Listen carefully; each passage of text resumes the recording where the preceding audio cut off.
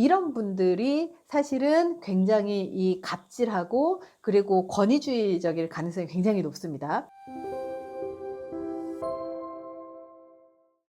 이런 식으로 자신만의 고정관념이 너무 있어서 상대방하고 맞추지 못하는 사람들이 있어요. 이런 사람들이 연애를 할 때도 갑질을 하고 직장에서도 갑질을 하고 식당에서도 갑질할 가능성이 굉장히 높아요. 이렇게 자신만의 고정관념을 갖고 있고 맹신하는 사람들은 대부분 지식이 없어요. 그러니까 지식이 없다는 게 뭐냐면 본래 책 한 권 읽은 사람이 가장 똑똑하다고 자부하는 법이거든요. 이걸 더닝크루거 효과라고 합니다. 지식이 없고 경험이 없고 그리고 뭘 모르는 사람일수록 굉장히 편협하고 그리고 굉장히 우기는 것도 많고 그리고 자신의 생각이 무조건 옳다라고 믿고 이런 사람들이 있는 거죠. 그래서 이런 분들이 사실은 굉장히 이 갑질하고 그리고 권위주의적일 가능성이 굉장히 높습니다. 두 번째가 단순한 추론이에요.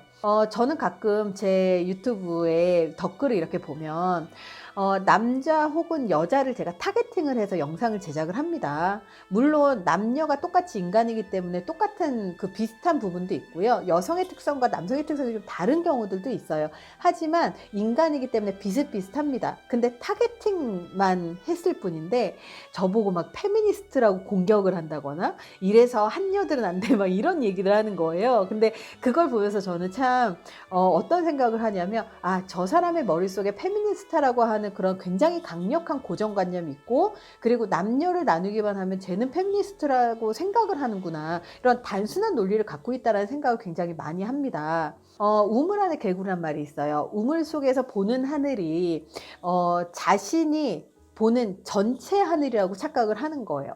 세상에 굉장히 다양한 이론들이 있어요. 제가 심리학을 다루지만 심리학에서도 성격심리학, 생물심리학, 인지심리학 굉장히 많은 종류가 있어요. 그리고 그 종류들의 이 이론들이요. 각각의 이론들이 굉장히 많기 때문에 이거를 한 영상에서 다루지도 못하고요. 그리고 이것들을 통합하기도 어렵습니다. 왜냐하면 사회심리학적인 관점하고 인지심리학적인 관점이 보는 관점 자체가 다르기 때문에 이론적인 결과 도출 자체가 다를 수가 있거든요. 그래서 이런 너무나 다른 관점이 있는데도 불구하고 굉장히 편협하게 공격하시는 분들이 있어요. 굉장히 단순한 논리를 갖고 있는 거죠.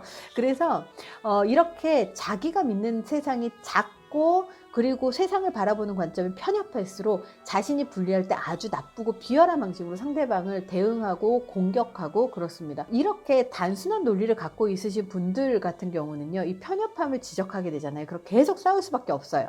그래서 이런 단순한 추론에서 벗어나는 길을 사실은 책을 많이 읽는다거나 여행을 많이 간다거나 좌절을 굉장히 많이 겪는다거나 이런 여러 가지의 일들이 있는데 이런 것들을 경험하더라도 굉장히 오래 걸립니다. 세 번째가 편견과 경직된 사고를 갖고 있어요. 편견이 많은 사람들이 권위적인 사람의 특징이기도 합니다.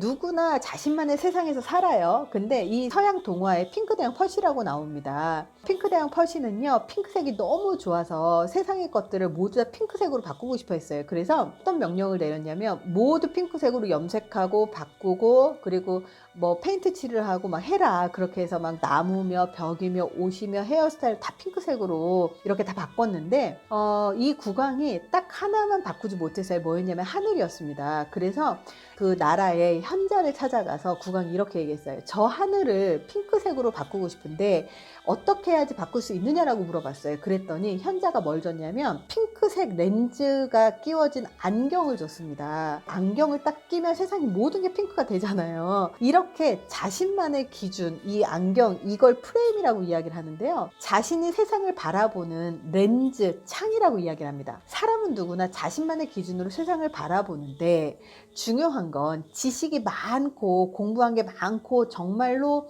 다양한 관점에서 공부를 많이 한 사람일수록 다양한 관점이 있다는 것을 알고 더 융통성 있게 다른 사람의 의견을 잘 받아들이거든요. 근데 이렇게 지식이 하나밖에 없거나 전공을 하나밖에 안 한다거나 내가 하는 업무가 요거 하나밖에 없다거나 책을 많이 읽지 않고 한 가지의 종류로만 읽었다 그러면요, 세상을 바라보는 기준 자체가 굉장히 편협하고 작아요. 그래서 나하고 생각이 다르면 무조건 틀린 거라고 생각을 하고 상대방과 협력하지 않고 존중하지도 않게 되거든요. 이런 사람들이요, 되게 재밌는 게 한 가지가 있어요. 자기가 정말 정말로 인정할 만큼 그 분야의 전문가나 경험자가 있으면 꼬리를 내리는 게 특징인데요. 그냥 꼬리를 내리지 않아요. 네 번째가 뭐냐면 내가 너보다 낫거든을 시전을 해요. 상대방이 성과가 나보다 좋으면 나는 경력이 더 많거든? 그 사람이 지식이 많고 스펙이 좋으면 야 나는 경력이 많고 커리어가 좋고 삶의 경험이 많거든?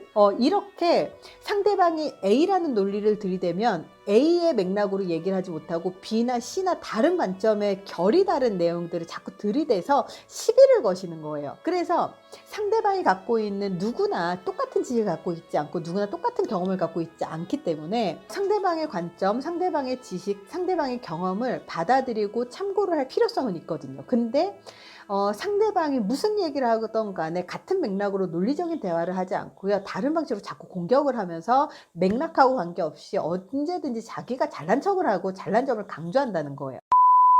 똑똑하다거나 이런 것을 견디지 못하고 무조건 깎아내리려고 합니다.